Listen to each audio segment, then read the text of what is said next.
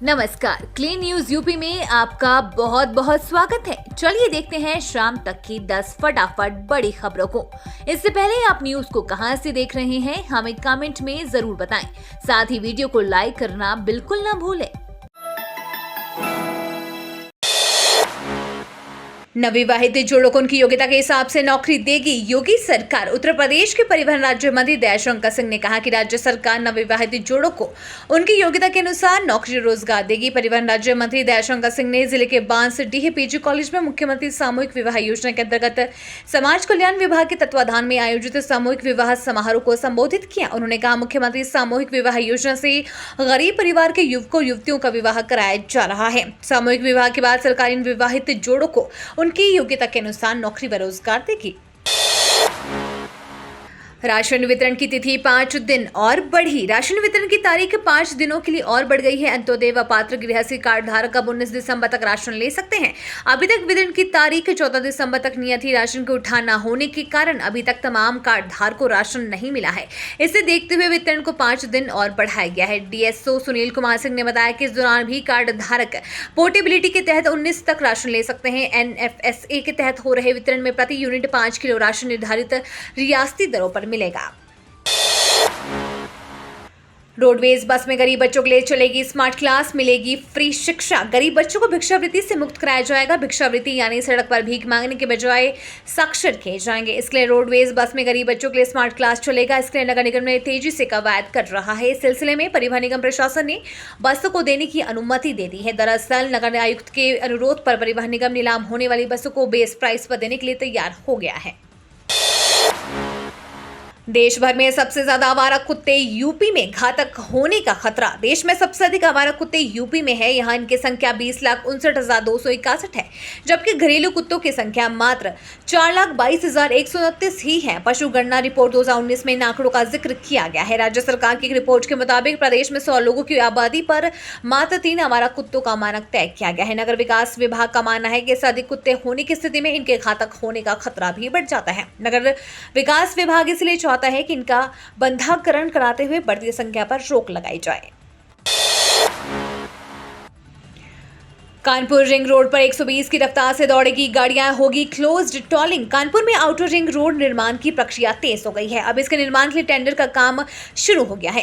NHAI ने eastern peripheral expressway की तर्ज पर 93.2 किलोमीटर की रिंग रोड की डिजाइन मंजूर कर ली है। रिंग रोड पर 120 किलोमीटर की रफ्तार से गाड़ियां फराटा भर सकेंगे। इस पर क्लोज्ड टॉलिंग व्यवस्था लागू होनी है, यानी वहां रिंग रोड पर जितनी दूरी तय करेगा उसी हिसाब से उसे टोल वसूला जाएगा। टोल प्लाजा रिंग रोड पर नहीं बनेगा।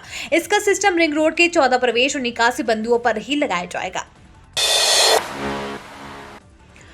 इंजेक्टेड पोलियो वैक्सीन की दी जाएगी बूस्टर डोज, चलेगा अभियान। गोरखपुर में 0 से 9 माह तक के बच्चों को लगाया जाएगा। अब इस तरह के टीके की 2 डोज 9 माह तक के बच्चों को लगाई जाती थी। टीकाकरण अभियान का आगाज 1 जनवरी 2023 से शुरू होगा। भारत में 2011 के बाद से पोलियो के एक भी केस नहीं मिले हैं, जबकि पिछले 2 साल से पाकिस्तान, अफगानिस्तान समेत अफ्रीकी देशों में पोलियो के केस सामने आ रहे हैं। इसे देखते हुए स्वास्थ्य मंत्रालय ने फैसला लिया है कि 9 माह तक के बच्चों को इंजेक्टेड पोलियो का तीसरा टीका भी लगाया जाएगा। ये टीका 0 से 9 माह तक के बच्चों को ही लगाया जाएगा। 1 जनवरी से ही इसकी शुरुआत होगी।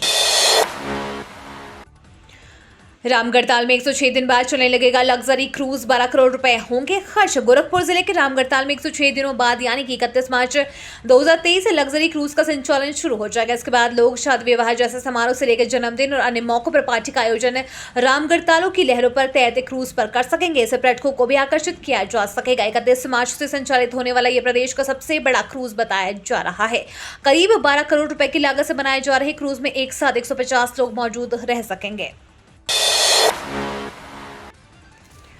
अब खराब मौसम में भी आसानी से उतर सकेंगे विमान। अगस्त 2023 में G20 शिखर सम्मेलन को लेकर काशी में भी तैयारियां शुरू हो गई है। सम्मेलन को लेकर बाबतपुर एयरपोर्ट के एग्जीक्यूटिव लाउंज को विस्तार देने की कवायद शुरू हो गई है। वाराणसी एयरपोर्ट पर नए इंस्ट्रूमेंट लैंडिंग सिस्टम का संचालन आज से शुरू हो जाएगा। इससे कम दृश्यता और खराब मौसम में भी विमान आसानी से टेक ऑफ व लैंड कर सकेंगे। एयरपोर्ट निदेशक अरिमा सान्याल ने बताया कि ILS की स्थापना 4 माह पहले की जा चुकी थी। इसको लेकर DGCA की अनुमति मिली है। आज से इसका संचालन शुरू कर दिया जाएगा। बनारस की खूबसूरती में लगेंगे 4 चांद, विदेशों की तरह ही चमकेगी बनारस की सड़कें। G20 सम्मेलन से पहले बनारस की खूबसूरती में 4 चांद लगाने की तैयारी है।